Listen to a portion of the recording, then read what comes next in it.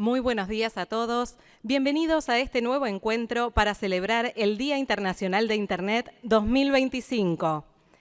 Cada año, la Cámara Argentina de Internet, CABASE, fundada en 1989 con el objetivo de potenciar las capacidades de sus asociados y promover el desarrollo de Internet en Argentina, organiza el Internet Day, el evento más importante del año de la industria, que congrega a todos los actores del ecosistema de Internet en el país y la región.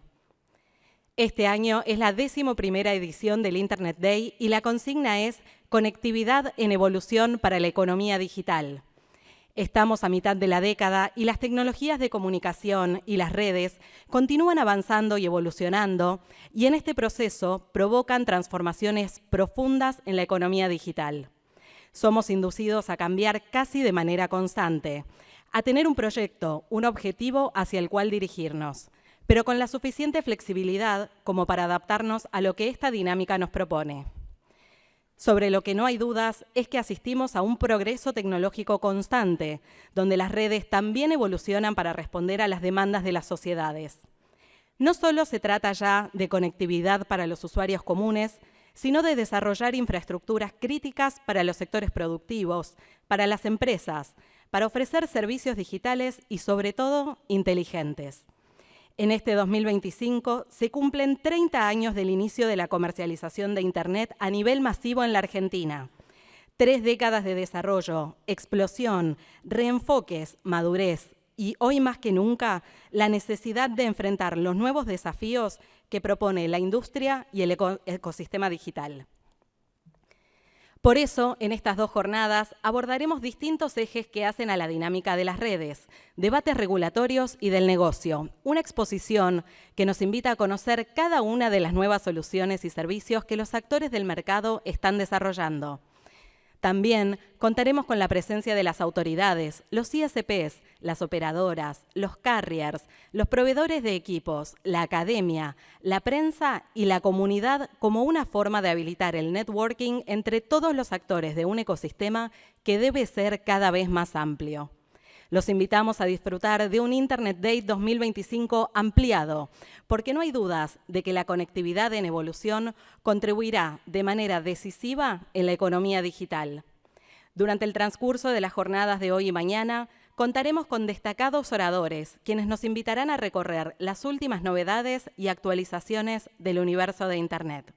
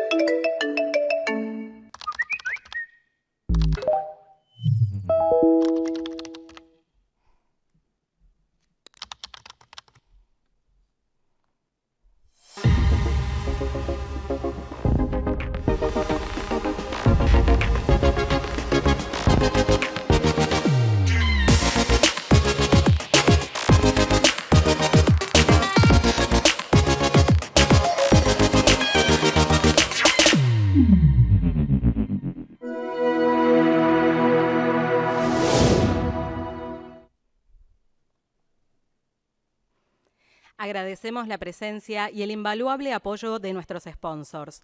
Solicitamos, por favor, tengan a bien silenciar los teléfonos celulares. Muchas gracias. De esta manera, damos comienzo al primer panel, Panorama de la conectividad en la Argentina y la región, el impacto de la madurez del mercado y los desafíos de la segunda mitad de la década.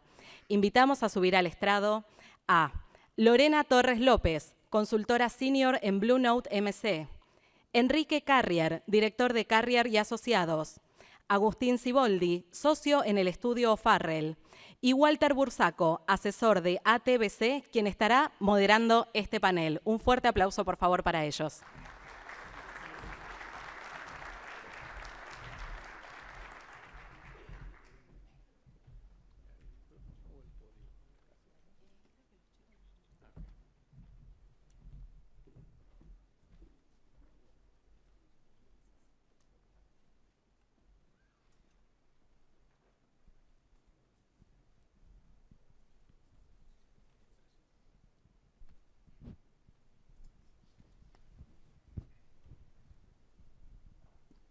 Muy buenos días a todos. ¿Se oye bien?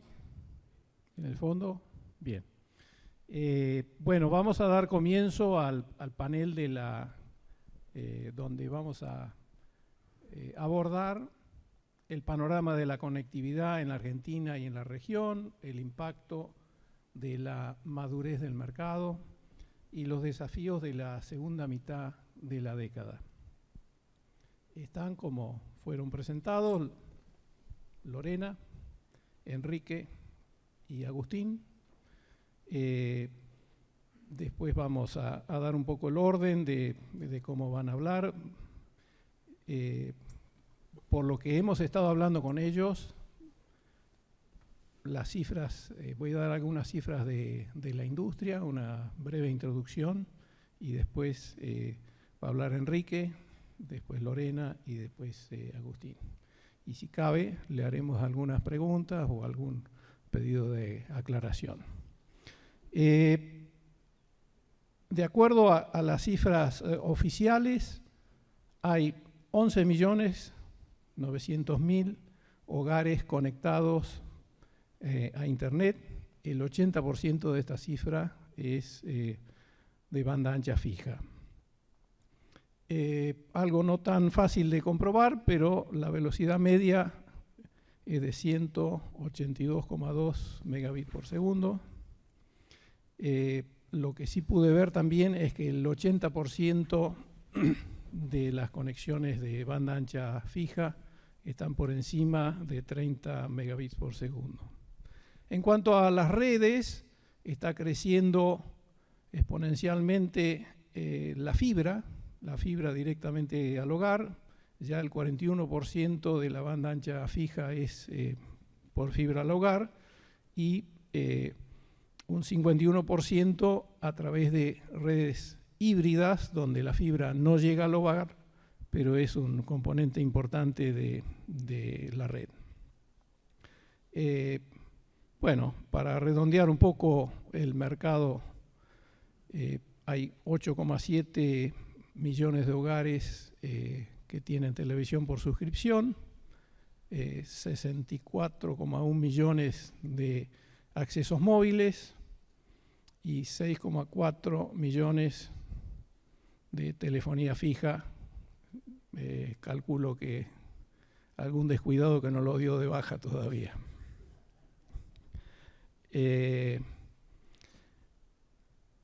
Bien, el panel nos desafía en cuanto al estado actual, la palabra panorama, dice panorama de conectividad, tanto en Argentina como en la región. Tenemos a Lorena, que nos va a comentar sobre cuestiones que exceden nuestras fronteras. Una visión actual de cómo está el mercado.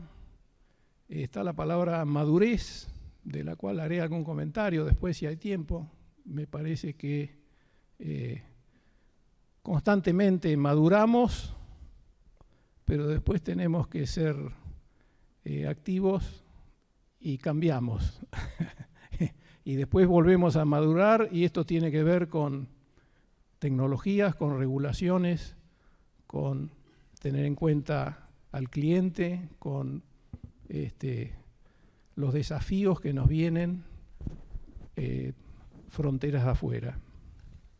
Y por supuesto se va a ver también la perspectiva futura. Le voy a pedir a Enrique entonces que, no sé si sentado o tomando el podio, él tiene una exposición que hacer, tiene preparado un PowerPoint. No, está bien, voy a... ¿Escucha? Sí, ¿no? Ah, perfecto. No, lo voy a hacer acá sentado. Normalmente me gusta caminar, pero me parece que no hay mucho espacio y tengo miedo de terminar como Sergio Denis. Así que, bueno, no sé si estamos ya para... A ver, ahí está. Ok. Básicamente, perdón, ¿puedo ver la presentación acá? Así no me muero de tortícolis. Bueno, básicamente la idea de de lo que voy a hablar hoy tiene que ver con entender que hoy estamos en una etapa de la industria que seguramente no es novedad para muchos de ustedes, pero que es totalmente distinta a la que tal vez teníamos 10 años atrás, y que sin embargo muchas veces uno ve fuera del mercado, en reguladores, en líderes de opinión, en los medios, etcétera, donde sigue habiendo una imagen de la industria de las telecomunicaciones que está fuera de época, ¿no? Si nosotros miramos a 10 años atrás, estábamos, como dice la gente de la bolsa, en un escenario bullish, ¿no? Era todo para arriba, había un gran crecimiento de nuevos servicios, principalmente fijos y móviles, era la explosión de la banda ancha, la explosión de los celulares con datos, estábamos, digamos, en el paso del 3G al 4G, en un proceso de una gran masificación. Entonces había un mercado que crecía, una torta que crecía, lo cual también daba espacio para el ingreso de muchos nuevos participantes, a lo cual se sumó también la multiplicación de la oferta que produjo la misma convergencia, ¿no? Donde empresas que antes estaban en mercados más estancos se empezaban a superponer y competir. Y hoy, 10 años después, lo que tenemos es un escenario de un crecimiento muy leve, tanto en fijo como en móvil, que son los únicos servicios que crecen, un retroceso en otros históricos, llámese TV, llámese voz, obviamente mensaje de texto, y algo que vamos a ver es que, digamos, los ingresos hoy no acompañan, sobre todo no acompañan las necesidades de inversión que hay por delante. Si yo le diera a ustedes, no sé, total, estamos en hipótesis, $100.000 para comprar acciones, seguramente no comprarían de empresas de telecomunicaciones, ¿no? Si miramos el valor de la acción de los últimos 10 años de grandes empresas europeas, vemos cómo la mayoría perdió valor y la única que creció fue T-Mobile, básicamente por su operación de Estados Unidos, donde en estos 10 años creció casi un 700% y es más o 2/3 del EBITDA.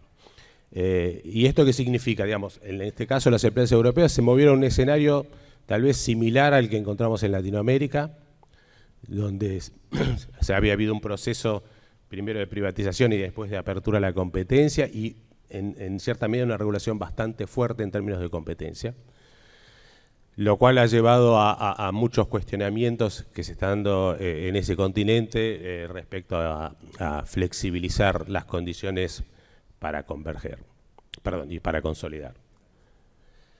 Si miramos regionalmente, yo creo que es interesante ver el caso de Telefónica, ¿no?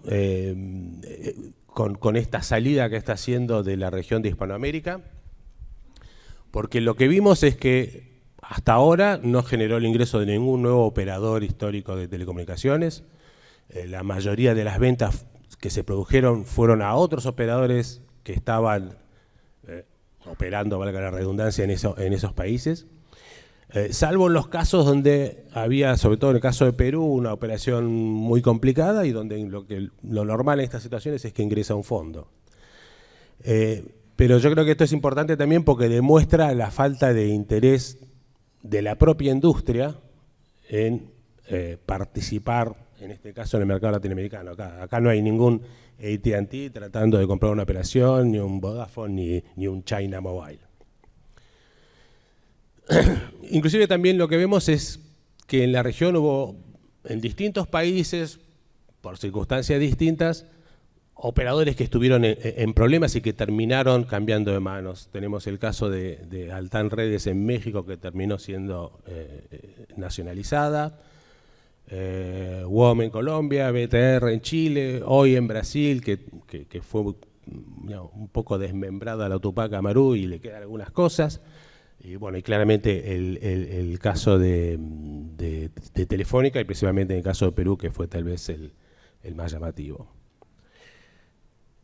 Y esto lo vemos también en el escenario local, ¿no? Pasamos de una época donde hubo un gran salto hacia la conectividad constante, que creo que fue el principal indicador de tanto la banda ancha fija como la móvil, en un negocio que creció muy fuerte a partir de mediados de los 2000, y como mencionaba antes, ¿no? Una torta que crecía, y esto daba lugar al ingreso de nuevos actores, nuevos proveedores, y hoy llegamos a un punto en que, bueno, el mercado alcanzó la madurez, y vemos las cifras de penetración, como mencionaban recién, 80% en banda ancha, 100 y pico % en móviles, ya creo que eso deja de ser hasta casi un dato relevante, y con poco crecimiento general, ¿no? Y a lo cual se sumó en los últimos años el factor macroeconómico, que claramente estuvo lejos de ayudar.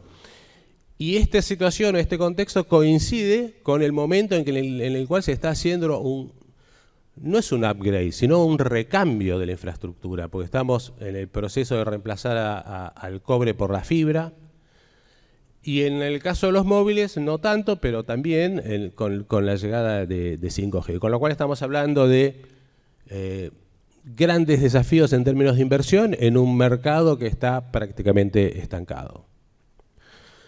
Y acá para verlo, estos son datos del ENACOM, los hice en pesos, en dólares, la verdad que las tendencias son más o menos lo mismo, o sea, sí, cuando miramos en dólares los movimientos son más ampulosos, y eso tiene que ver con a veces la variación del tipo de cambio, pero lo que vemos en líneas generales es, en los últimos 10 años, una tendencia a la baja en los ingresos generales de la industria. Muy fuerte en lo que es móviles, pero que lo vemos también tanto en TV paga como en internet y en telefonía fija, con sí un leve crecimiento en el último año, a partir de un poco de la estabilidad económica. Y lo mismo si miramos a nivel ARPUs, ¿no? Las caídas de los ARPUs de todos los servicios, y acá lo mismo, o sea, en dólares o en pesos, más menos pronunciado, pero lo importante acá más que el valor es ver la tendencia. Y esto del mercado maduro, o sea, acá sí vemos lo que es la penetración de accesos de banda ancha, que estamos en 80%. Tuvimos como novedad en el último año la aparición del satélite, que sí cierra la brecha geográfica, pero no cierra la brecha socioeconómica. Con lo cual también sabemos que por delante este 20% que falta conectar es el que requiere más inversión y es el que genera menos ingresos. En el caso de las líneas móviles, más o menos en los últimos 8 años está, digamos, entre el 120 y 140% de penetración, con lo cual, en la medida que sigamos con un modelo que está principalmente basado en la conexión de teléfonos, vamos a estar limitados al crecimiento vegetativo de la población, y donde vemos que el desarrollo del IoT y el IoT en sentido amplio, o sea, conectar ya no personas sino máquinas de distinto tipo, es un proceso más lento y que todavía no genera ingresos que compensen la caída por los servicios tradicionales, y que tampoco van a tener los mismos ingresos por dispositivo conectado. Entonces, estamos claramente ante un escenario propicio para la consolidación, con mercados maduros o saturados, con altas penetraciones, con bajo crecimiento, con competencia y presión sobre los precios, y en un escenario, como mencionaba antes, de alta inversión, que hay que encarar con menos recursos, ¿no? Y es básicamente lo que nos falta de completar del reemplazo del cobre. Hoy la fibra llega al 40% de las conexiones según las últimas cifras, o sea, todavía hay mucho por delante en términos de recambio, y en el caso de los móviles, y no tanto, en todo caso después lo hablamos, está el tema de desplegar y sobre todo también rentabilizar 5G, que es algo que está generando a nivel global muchas preguntas, ¿no? O sea, 5G prometió mucho y todavía no entrega después de 6 años de la tecnología en funcionamiento. Por otro lado, sí, lo que vamos a ver es una reducción de la oferta, ¿no? Porque tenemos desde pocas empresas o ninguna que hoy no esté, que quiera ingresar, y otras que están operando en problemas, y algo que se ve particularmente en el caso de las pymes, que digamos que sufrieron más que más que las más grandes todos estos últimos años. Y donde entonces estamos en un escenario donde, digamos, lo que hace falta es optimizar la inversión, ¿no? Y esto obviamente puede venir por el lado de las economías de escala, y en parte es lo que está sucediendo. Y por el otro lado también hay que adecuar costos, digamos, y esos costos tienen que ser desde el punto de vista operativo, pero también regulatorios y fiscales. Con lo cual, para cerrar y repasando, estamos en un escenario de mercados maduros, de bajo crecimiento, con mucha necesidad de inversión, que nos obliga a desarrollar esquemas de negocios y regulatorios que acompañen este momento, en vez de tratar de negarlo y estirar la situación. Así que con esto termino. Muchas gracias.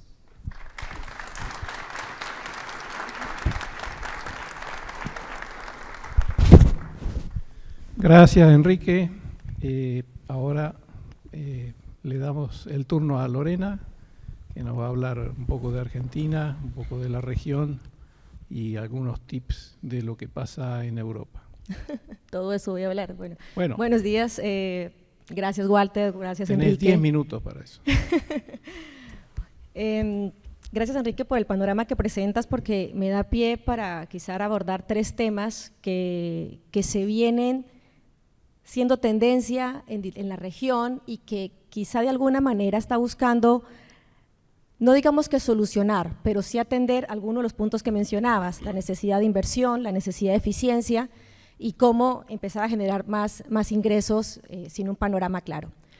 Desde el punto de vista de cómo financiar esas inversiones, hay algunas acciones que se vienen tomando y que quiero destacar. Y por un lado, por ejemplo, en las recientes subastas de espectro, se abrió la posibilidad de hacer ese pago de ese espectro a través de obligaciones de inversión de infraestructura, obligaciones de hacer.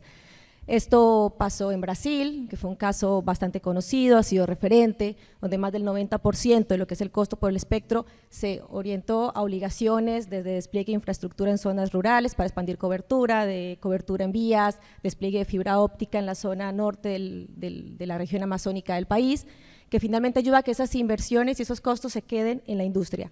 Colombia también hizo lo mismo con la subasta del 2023 de 5G, estuvo alrededor del 40%, también enfocado en cobertura rural, cobertura en vías, conectividad a escuelas.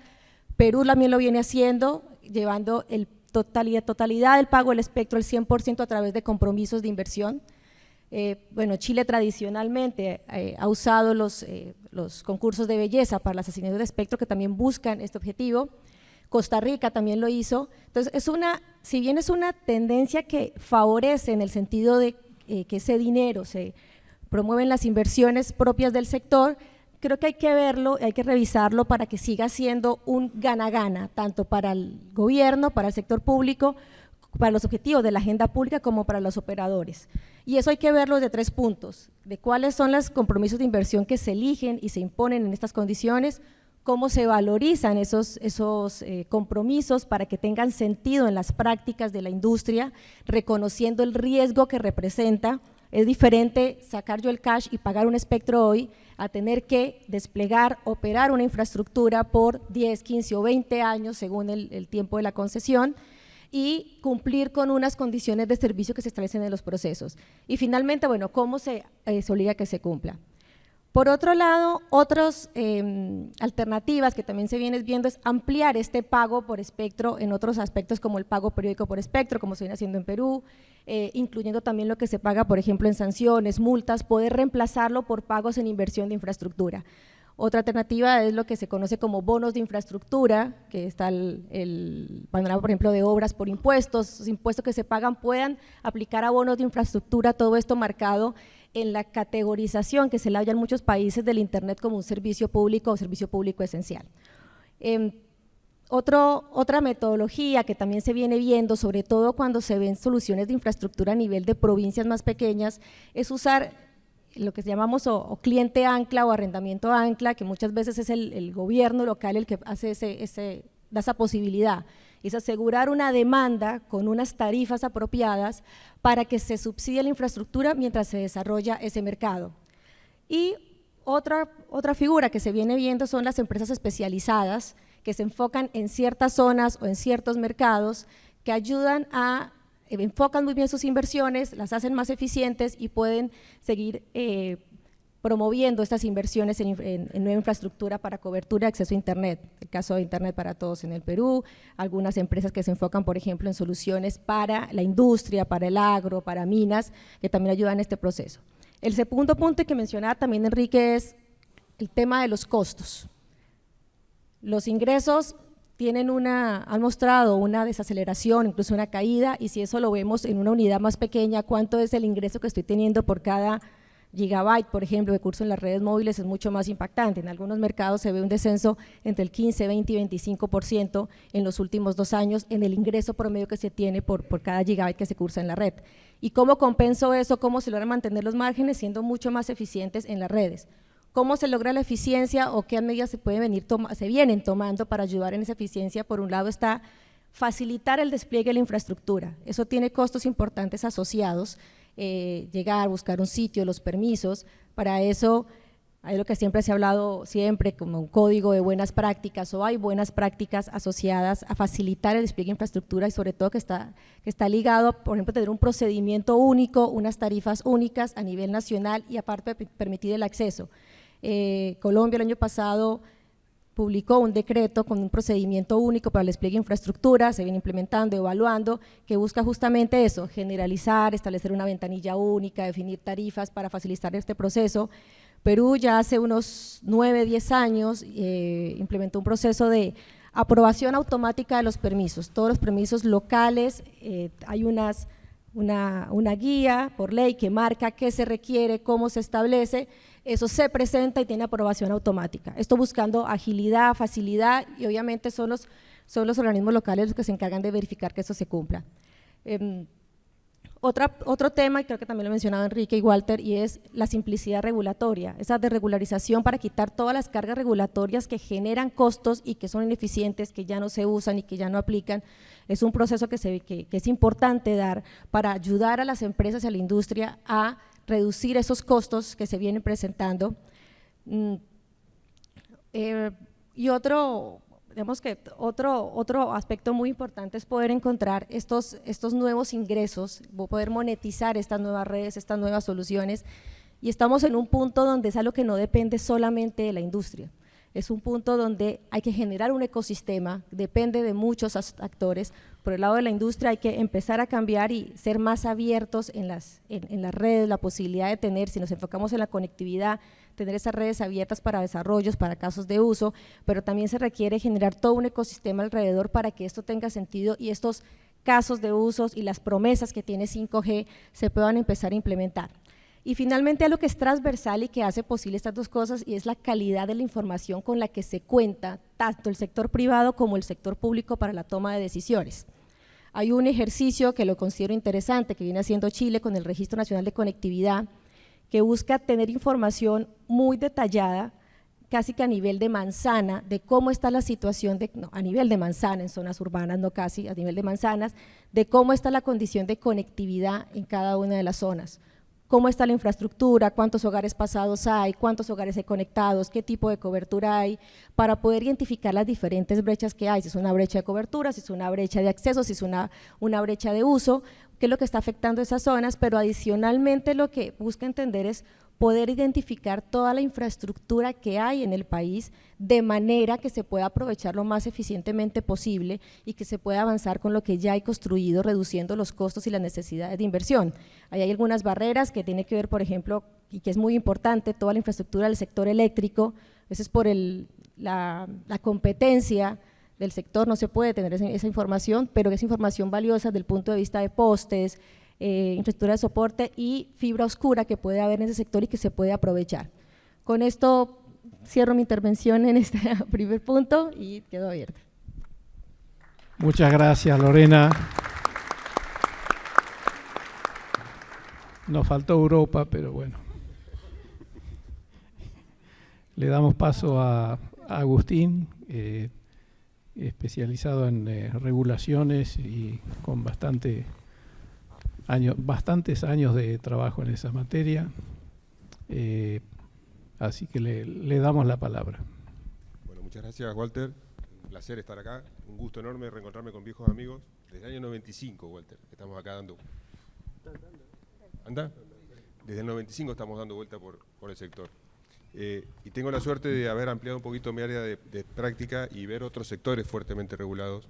Y lo que voy a tratar de explicarles es esa visión tan práctica y académica también, porque desde el 98 enseño en SEADE Teoría de la Regulación Económica. Así voy a tratar de hacer una mezcla de todo eso, yendo de lo general a lo particular. Desde lo general, avisar que hay muchos cambios a nivel global que van a tener impacto en el sector, que requieren de conectividad a los gritos, que se llama electromovilidad, se llama inteligencia en los grids eléctricos, se llama data centers para criptomonedas, data centers para inteligencia artificial.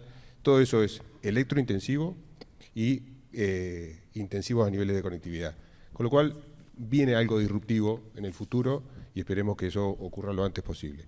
Para que eso se refleje en Argentina, claramente tenemos que cumplir ciertos requisitos, condiciones necesarias más no suficientes. La macro tiene que estar ordenada. Si un inversor extranjero quiere invertir en Argentina, tiene que poder retirar utilidades. Eso no ocurre en los últimos 25 años en Argentina y posiblemente me quede corto. Condición sine qua non. Si eso no pasa, no vamos a tener suerte. Y después, cuando ya bajamos a nivel local, tenemos una serie de desafíos enormes, ¿sí?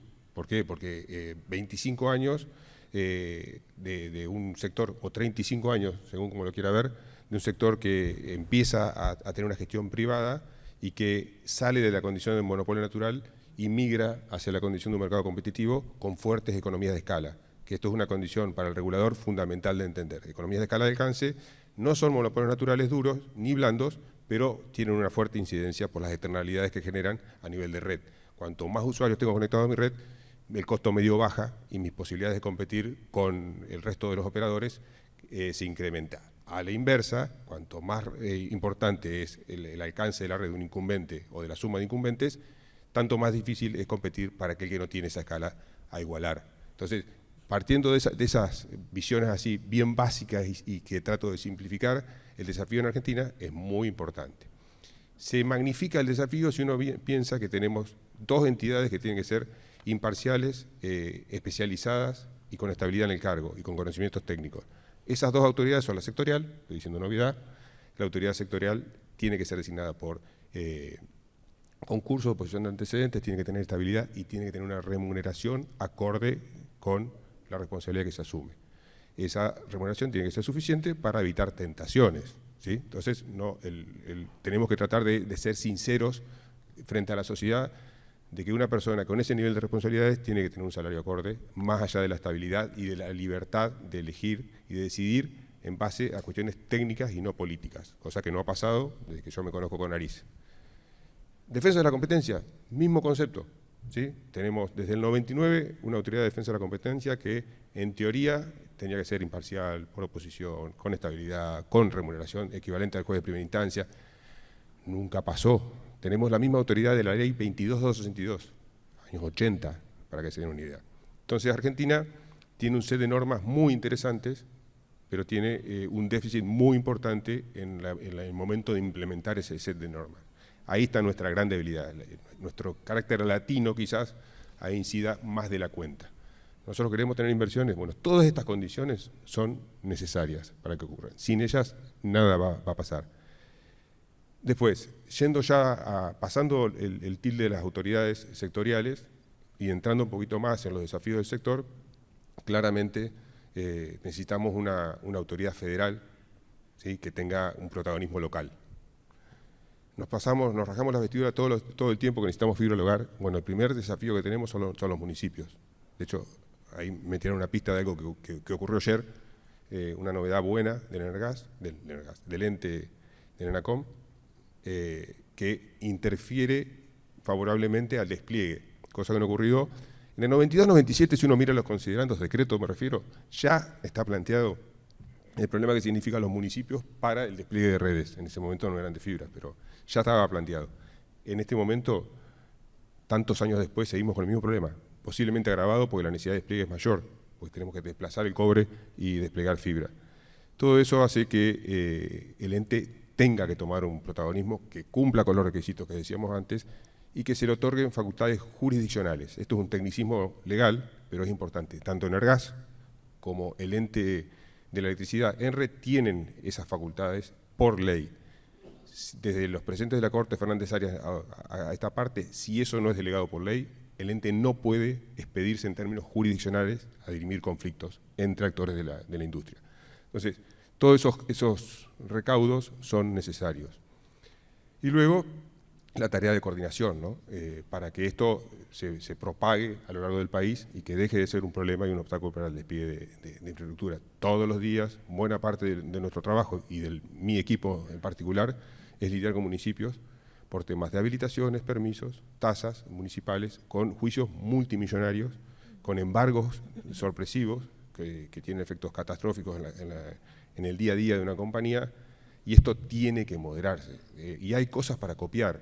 El sector de electricidad, por ejemplo, tiene una tasa sustitutiva, ¿sí? Hay cosas para explorar. Como les dije, lo de las facultades jurisdiccionales, electricidad es mucho menos conflictivo a nivel de despliegue.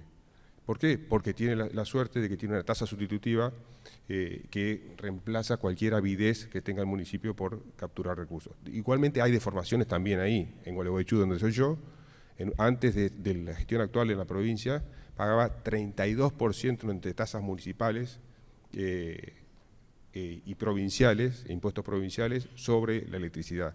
Ni hablar sobre las telecomunicaciones. El uso de infraestructura pasiva es clave. Nadie cumple el reglamento de infraestructura pasiva.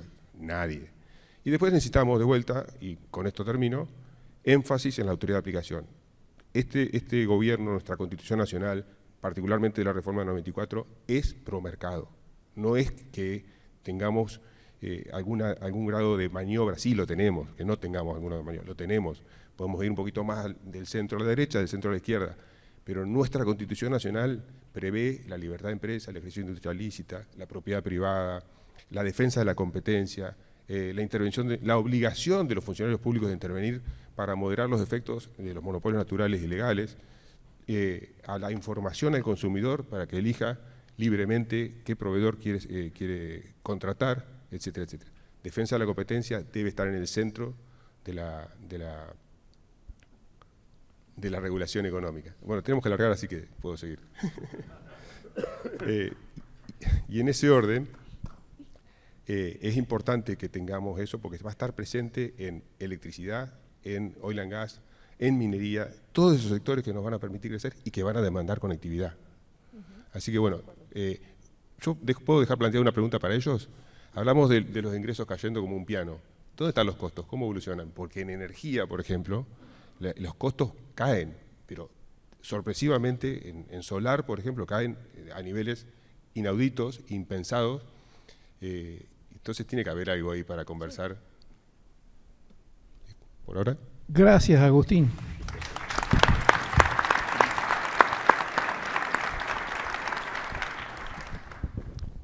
Agustín se ha dedicado a las telecomunicaciones y no entiende de televisión porque lo que Andrea nos decía era que estiremos un poco.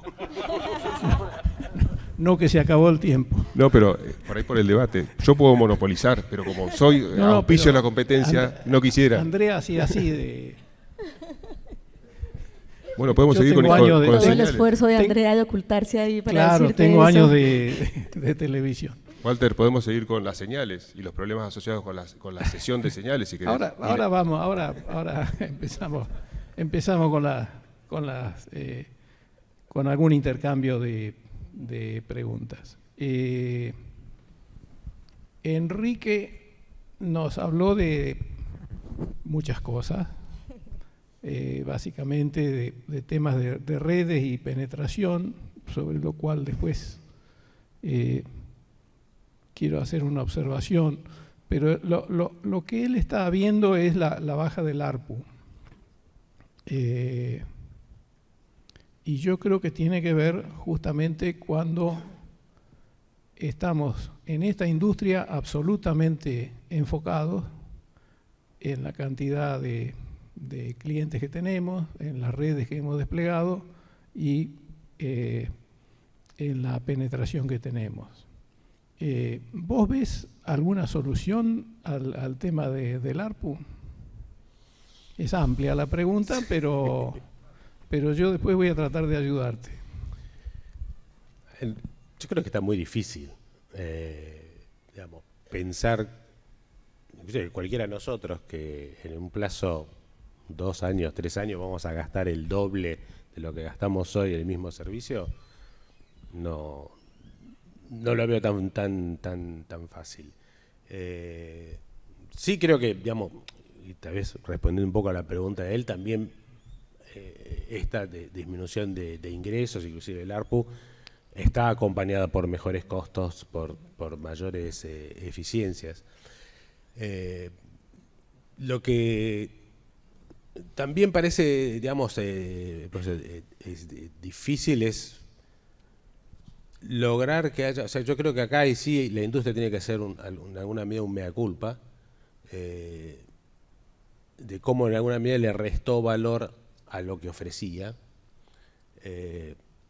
Yo creo que el primer, digamos, si queremos hablar tal vez del pecado capital, fue entrar en el concepto de la tarifa plana, porque fue un camino donde no se pudo volver nunca, y que hoy es un poco lo que le reclaman a todos los proveedores de servicios y contenidos que van sobre las redes, y que entiendo el planteo, me parece razonable y me parece muy difícil que lo puedan también revertir. Entonces, en definitiva, sí, creo que puede haber mejoras. De hecho, si uno ve las cifras, hubo unas mejoras el año pasado que tenían que ver con una mejora del contexto. Lo vimos también ahora que empezaron a salir publicados, por lo menos de las empresas que cotizan en bolsa, de telecomunicaciones y que mostraron algunas mejoras en los números, que obviamente tienen que ver con la situación macro. Pero no creo que se pueda dar vuelta la taba ni que podamos volver a los ARPUs de 10 años atrás. Gracias. Vamos a ir uno por uno.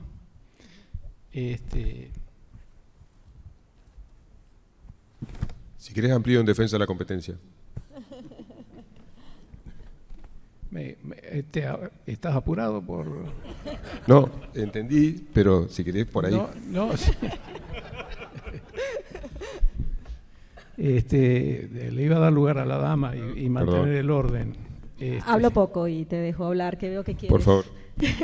Además quiero responder tu pregunta y de pronto complementar lo que mencionaba Enrique, si es posible, Walter. No, sí, no, era profundizar un poco el play versus pay de espectro, que de lo que hablaste, según anoté yo, en Brasil, Colombia, Perú, Chile, Costa Rica, excepto Argentina.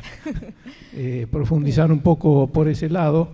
Entiendo que hay espectro disponible, eso para calmar un poco a Enrique, que está preocupado por la falta de, por los mayores consumos y la falta de conectividad. Entonces, abundar en eso y después hablar lo que dijo Enrique y Agustín. Te ordeno la vida, ¿viste? Gracias.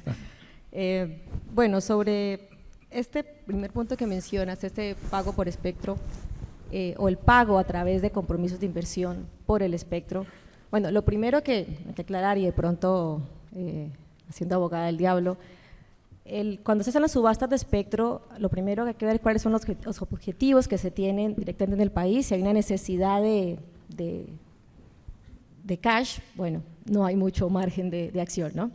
Entonces, pero lo que sí se ha visto con esto es la posibilidad de responder a una agenda pública o un plan de banda ancha mediante estos compromisos de inversión. Es decir, el plan de banda ancha siempre se enfoca en ampliar esa cobertura, cerrando las brechas, esa brecha digital. Entonces, se ayuda, se apalanca de esta manera. También la posibilidad de, en varios países, lo que ingresa por el espectro, solo una parte se queda en el sector y otra parte va al tesoro. Entonces, eso también asegura que todo el valor del espectro se invierta, o bueno, lo que se paga a través de inversiones quede en el sector, lo cual se convierte en un gana-gana. Ahora, ¿cuál es el punto, digamos, que a destacar ahí? En el caso de Brasil, digamos que es referente y de pronto fue bien visto por la industria por varios aspectos. Uno, la metodología que se usó para valorar el espectro, que se consideró la figura de un operador entrante, de manera que, digamos, que se definiera un piso que fuera abierto para, o de que cupieran todos los diferentes operadores. Como mencionaba hace un momento Agustín, la escala importa mucho en el momento de las inversiones, en el momento de los costos. Esto es la industria, tanto fija como móvil, tiene unos costos fijos muy altos, entonces la escala importa, y en ese sentido es diferente el espectro para un operador que tiene el 15% del mercado para uno que tiene el 40%. Entonces aplicó esa metodología y después tuvo mucho en el despliegue de fibra, que es un aspecto muy importante para poder facilitar el desarrollo de nuevas redes, para mejorar la conectividad, y la participación. Siempre hubo una participación muy abierta de todos los sectores involucrados, y ajustar todo el marco, que era algo que creo que también mencionaba Agustín, de la importancia de que las normas y la aplicación de las normas favorezcan esos procedimientos, esos planes que se ponen, que se puedan implementar finalmente y que no generen vacíos que a la larga se convierten en riesgos, porque los riesgos valen para la industria. Ahora, lo que mencionaba, hay tres aspectos muy importantes. Si esto se ve una tendencia, se va a seguir haciendo, se están viendo. Perú está haciendo una nueva subasta este año, donde también va a considerar que se pague toda la subasta de 5G a través de todo por el espectro. Vienen las renovaciones de los procesos en Ecuador, otras renovaciones de espectro, que se está viendo esta figura, y es que se pague a través de compromisos de inversión. Entonces es muy importante ponerlo sobre la mesa para que las normas que se establezcan, tanto el tipo de obligaciones que se exigen, cómo se van a valorar y cómo se va a verificar el cumplimiento, sean favorables al cumplimiento de este objetivo. Sobre la pregunta que mencionaba Agustín de cómo acompaña la reducción en costos, esa reducción de los ingresos, sí, definitivamente hay una presión en la industria por mantener los márgenes, y para mantener los márgenes hay que bajar los costos. Uno de los aspectos viene acompañado por la propia tecnología, las nuevas tecnologías, la evolución, por ejemplo, las migraciones a fibra, el 5G, son tecnologías que desde el punto de vista de eficiencia espectral, eficiencia energética, son más eficientes, y que por lo menos a nivel teórico o a nivel de ejercicio se ve una reducción importante en el costo por gigabyte que se cursa en las redes. Eso sumándole, y está muy sobre la mesa, lo están planteando los proveedores de tecnología, también los integradores, y es el uso de inteligencia artificial dentro de las redes para hacerlas más autónomas, hacerlas más eficientes y responder mejor a los cambios de tráfico, sobre todo en los servicios móviles, que la movilidad del tráfico tiene su impacto en cómo se manejan las redes. Entonces, sí hay una búsqueda para reducir los costos que hay. Y de lo que mencionabas finalmente sobre ¿y qué hacer con ARPU que no crece? Yo creo que sin duda el sector masivo, el mercado masivo, es un mercado que ya está consolidado, ya está maduro, como mencionaba Enrique, y en ese sentido, digamos que nos queda aquí hay un tema que es la conectividad por un lado, como decía al inicio Cabaces, somos los que conectamos esos servicios, bueno, está la conectividad, el caño, como quieran llamarlo, y por otro lado los servicios que van por ahí, y al final para el usuario el gasto que hace en servicios digitales engloba todo. Entonces hay que ser eficientes en conectividad, pero después es ver cómo empezamos a generar nuevos ingresos desde otros mercados. En el sector masivo se viene hablando un poco de cómo sacarle más ARPU al usuario desde otros servicios. El gaming se ha hablado mucho en el sector móvil, qué tanto puede ayudar eso. En algunos mercados, México, Brasil ha representado incrementos importantes en el último año, por encima del 15-20%, pero eso no es masivo, es un grupo a un nicho de personas. Y después la industria, pero para llegar a la industria necesitamos generar ecosistema, que es lo que mencionaba hace un momento, un ecosistema, una normatividad que ayude a esos procesos de digitalización, y también ver si las redes como están ahora enfocadas en el usuario masivo me sirven para responder a las necesidades de ciertos tipos de industrias, o si no va a dar cabida a otros jugadores, es decir, el usuario masivo van a ver, no sé, yo creo que con las consolidaciones que se vienen dando, 2 redes y después redes muy especializadas para atender necesidades específicas de cierto tipo de industria. Gracias, Lorena, muy amplio tu comentario. Agustín, ¿tenías ganas de hablar? Pero yo voy a dar buenas noticias. Ahora voy a dar buenas básicamente, uno de los temas que me llamó la atención fue el tema que explicaste en energía de la tasa sustitutiva. Nosotros, como industria, estamos castigados por las mismas fronteras que hemos creado en su momento a través de las redes. Y ahora lo que antes era un beneficio, ahora es un problema. O sea, los municipios, digamos, son los que nos imponen ciertas tasas y hasta inventan algunas, como me ha tocado negociar algún problema de que estábamos dando quádruple play en un municipio. Entonces teníamos una tasa más alta. Adelante, Agustín. El tema de las tasas es caótico, porque judicialmente se ganan, más temprano que tarde se ganan en la corte, hay precedentes a parvas. No es un problema de lo legal, de lo judicial.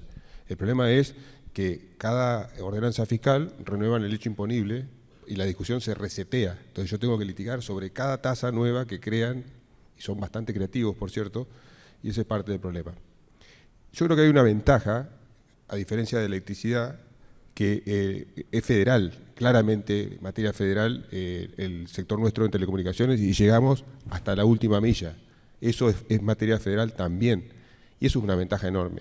No lo estamos usando adecuadamente, el ente tiene que crecer en ese sentido y resolver estos problemas. Yo pongo una analogía con un sector que es mucho más complejo jurisdiccionalmente, que es el gas.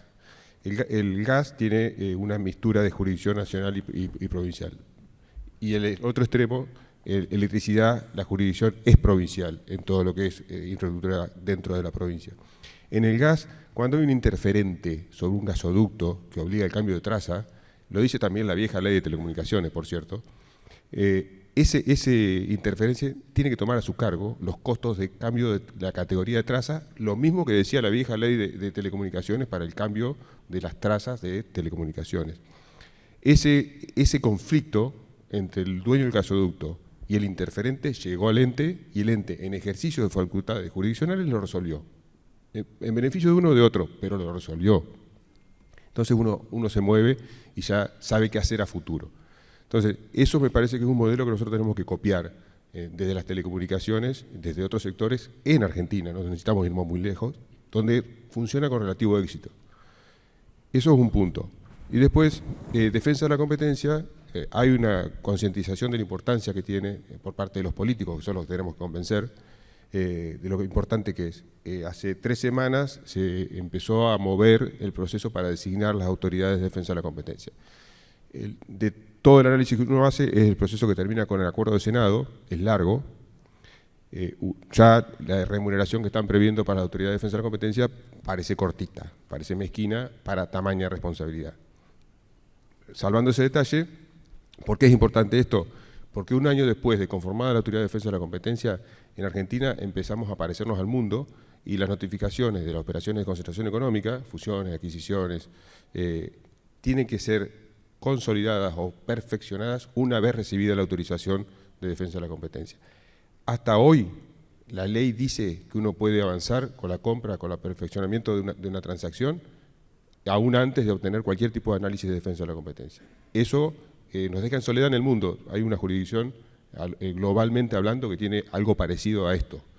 Entonces, hay muchas cosas que están empezando a cambiar. Ojalá que esta vez sea con éxito. El gobierno de Macri dejó las ternas presentadas en el Senado, y el primer acto de gobierno, uno de los primeros actos de gobierno de Alberto Fernández fue retirarlas, ¿sí? Y volver a la autoridad política. Bueno, estas cosas son las que tenemos que superar, y creo que esta mesa y otras que vengan tienen que hacer fuerza en eso, porque esa es una condición sin la cual no prospera el sector. Gracias, Agustín. Hace un rato que está ahí el time is up y Andrea no apareció más, así que 5 minutos más, son todos míos. Bueno, primero agradecer al panel, se han portado todos bien, han hecho excelentes exposiciones, y quiero manifestar ya inmoderadamente algunas cuestiones que yo veo, si se quiere, filosóficamente o como quieran ponerlo. lo primero que vemos cuando hablamos de madurez en un mercado, estamos hablando de la cantidad de redes desplegadas, de la penetración, de la ocupación de esas redes. En base a eso también consideramos todo el negocio, cuando el foco del negocio tendría que ser el cliente.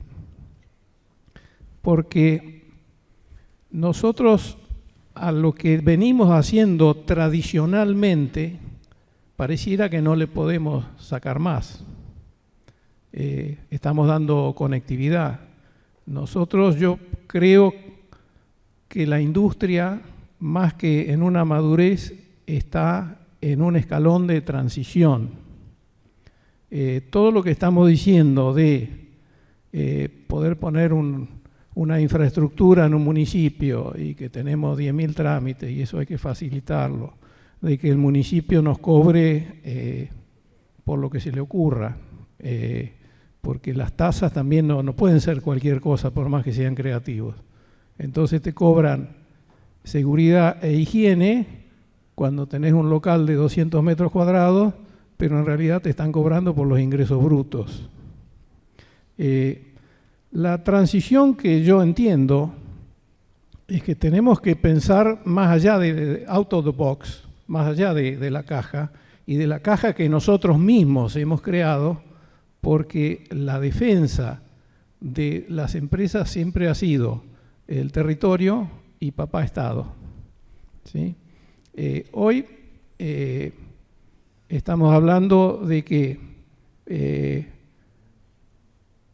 satélites geoestacionarios, satélites de órbita baja, la fibra óptica submarina, nuestras propias redes están invadidas invaden a nuestros clientes con servicios que nosotros no estamos gobernando.